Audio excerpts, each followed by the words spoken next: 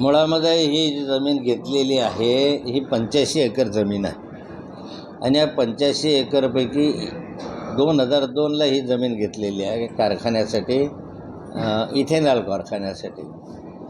परंतु ते इथेनॉल कारखाना सरकारचं धोरण बदलल्यामुळे त्या ठिकाणी होऊ शकला नाही आणि हा कारखान्याची जमीन आहे तशीच त्या ठिकाणी राहिली.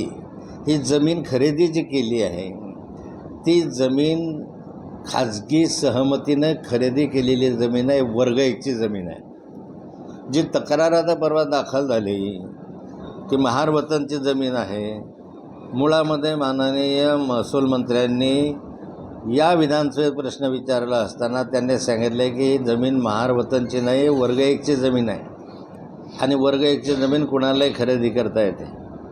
या ठिकाणी ते धिंडोरा पेटवला जातो की महार वतनचा आणि या जमिनीचा शून्य संबंध आहे. त्याचे कागदपत्र विधानसभेमध्येच महसूल मंत्री यांनी दिलेले आहेत.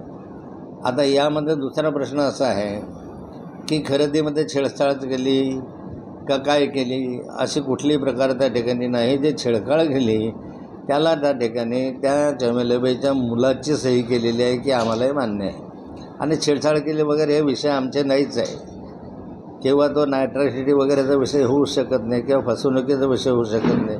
कारण हे विषय जे आहेत ते सब रजिस्टरनं पाहायचे आहेत.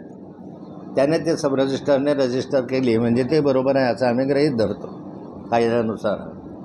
तिसरी गोष्ट याच्यामध्ये आहे की ॲट्रॉसिटी लावली, एकनाथ खडसे यांच्यावर ॲट्रॉसिटी लावली, नाटक करायची मागणी करत आहे. मुळामध्ये माझा काय संबंध आहे ॲट्रॉसिटीचा? मी काही तिथं हजर नव्हतो, काही मी त्याचा व्यवहार केलेला नाही, मी कुठे 1 मिनिट तिथं उभा नव्हतो, माझी कुठं बोलाचाली झाली नाही, तिथं कोणावर शिवीगाळ झालेली नाही. पण अशा स्थितीमध्ये वाऱ्यावरच ॲट्रॉसिटी लावायची, दबावापोटी ॲट्रॉसिटी लावायची, हे चुकीचं आहे. यामध्ये अडकमोलने म्हटलेलं आहे किंवा गिरीश महाजनांनी याची जमीन, गिरीश महाजन या संस्थेचे संचालक आहे. कोणत्या संस्थे? Tapi Purna sugar and allied company खाजगी, या कंपनीचे गिरीश महाजन त्या ठिकाणी संचालक पूर्वी होते, आजही संचालक आहे. आणि गिरीश महाजनच्या नावावरही त्या ठिकाणी 5-6 एकर काहीतरी जमीन होती. गिरीश महाजनने ही जमीन तातडीनं त्यांना परत देऊन टाकली. ते काही गिरीश महाजन करण्यासारखा उदार आहे म्हणून दिली नाही.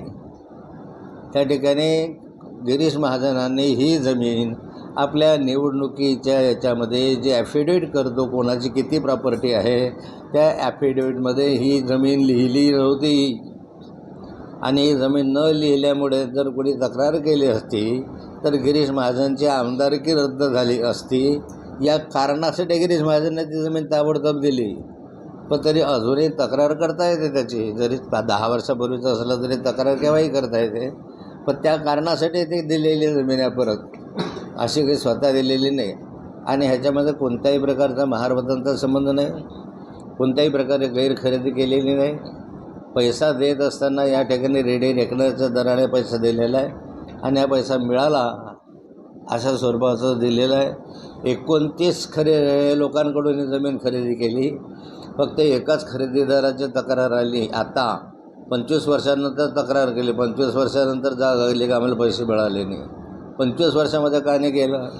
कारण आता एक षडयंत्र रचलं गेलं आणि त्या षडयंत्राच्या माध्यमातून नाथाबाला कसं अडकावता येईल अशा स्वरूपाचा हा विषय आहे. आमदार चंद्रकांत पाटलांनी पण विधानसभेमध्ये ही लक्षवेधी विचारली होती. त्या लक्षवेधीतच महसूल मंत्र्यांनी स्पष्टपणे भूमिका मांडलेली आहे. आणि आत्ता विनाकारण नाथाबाला या ठिकाणी अडकवण्याचा का प्रयत्न होतो आहे? कारण या जळगाव जिल्ह्यामध्ये सत्ताधारी पक्षाला एकही विरोधक नाही. मग एकमेव राहिलेला विरोधक म्हणजे नाथाभाऊ. मग एकनाथ खडसेंना कसं नाउमेद केलं पाहिजे, कसे खोटे गुन्हे दाखल केले पाहिजे, कसं राजकारणामध्ये चूप बसवलं पाहिजे, हा यांचा प्रयत्न दिसतोय. गुन्हा दाखल झाल्यानंतर पोलिसांनी तुमची काही चौकशी केली का आतापर्यंत? नाही, अजून तरी काही चौकशी केली नाही. पण चौकशी केली तर आपण काय त्यांना ते आहे कागदपत्र ते देऊ. भाऊ याच्यामध्ये तुम्ही असं म्हटलं होतं की हा इथेनॉल प्रकल्पासाठी ही जमीन घेतली होती. हम्म. इथेनॉलसाठी ही जमीन घेतली होती इथेनॉल प्रकल्पासाठी. मात्र तापी पूर्ण शुगर इन्स्टिट्यूट असं तुम्ही म्हटलेलं आहे शुगर कारखान्यासाठी. तो नेमका काय संभ्रम निर्माण होतो?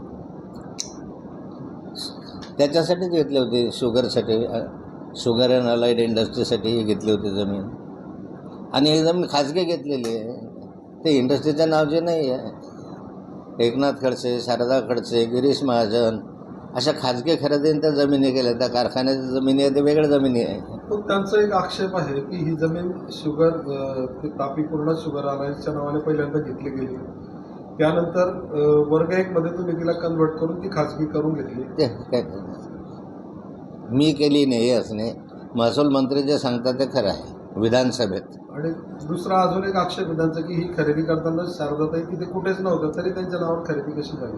की जो खरेदीदार आहे तो असायला पाहिजे होता काय?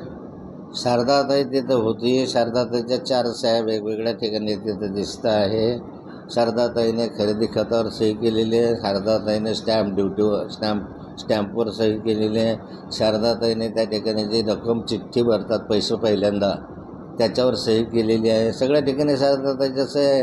आणि ह्या सह्या ज्या आहे ह्या सब रजिस्ट्रारच्या सामने आहे. तो कशाला या रेस घेईल त्याच्यामध्ये? चमेलीबाईंनी तिथं अंगठा टेकलेला आहे, त्यांना सही येत नाही. तर त्यांचं असं म्हणणं होतं की बाबा तिथे दस्तूर खाली दस्तूरचं नाव पाहिजे होतं. त्याच्या खाली दस्तूरचं नाव आहे त्याच्या मुलाचं.